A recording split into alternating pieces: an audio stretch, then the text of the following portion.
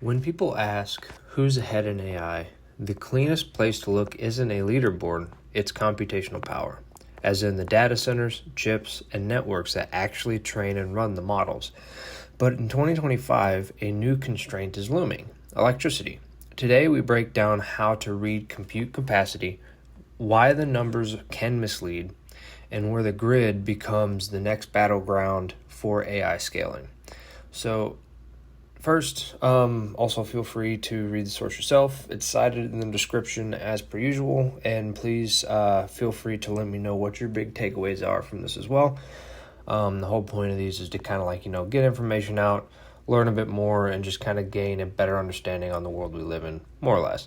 But today's lesson, so start with the core. The U.S. has built an enormous computational base, as in more data centers, more installed servers, and more high-end AI supercomputers than other advanced economies. That matters because compute is the strongest, most actionable signal of a country's ability to develop and deploy AI.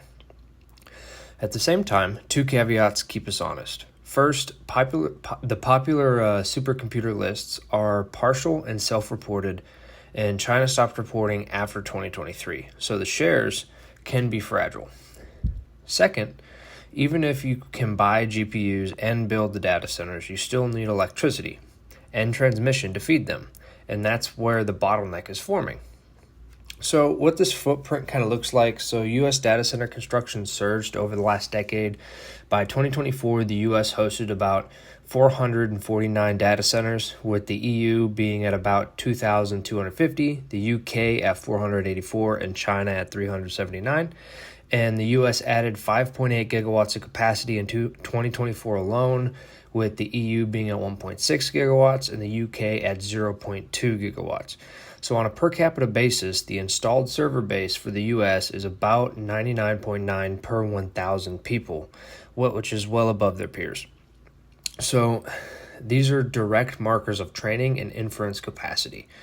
Also, the frontier, as in high-end AI computing. So for AI supercomputers, the U.S. controls about 74% of observed global high-end compute, with China around 14% and the EU at about 4.8%. But read that carefully. This means observed systems, and that could cover only a portion of the true global total. And major players, notably China, stopped reporting to the top 500 in 2023. So yes, the U.S. lead is real in observed data, but the exact shares are measurement sensitive. So where this computing meets the grid, AI workloads are power hungry, and demand is accelerating. One baseline, the RAND estimates that AI could require 117 gigawatts globally by 2028, and the IEA projects data center electricity use will more than double by 2030, with the US and China accounting for 80% of that growth. Meanwhile, China's installed electric capacity is already much larger, about 3,200 gigawatts versus 1,293 in the US and 1,125 in the EU, after adding 429 gigawatts net in 2024 alone. So these differences shape where training and especially inference growth can land. The U.S. power constraint is now in the numbers too. So the Fed note is blunt. It's unclear whether U.S. generation and transmission will keep up with data center demand.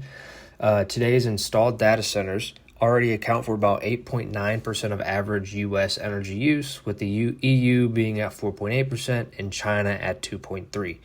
And forward-looking estimates suggest data centers could drive half of U.S. electricity demand growth through 2030.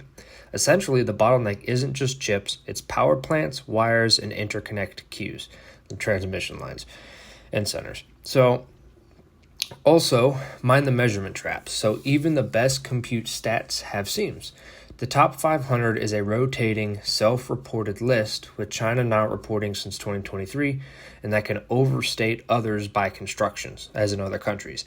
Data center counts vary across sources, though all show the U.S. far ahead, and many share charts are built on observed subsets.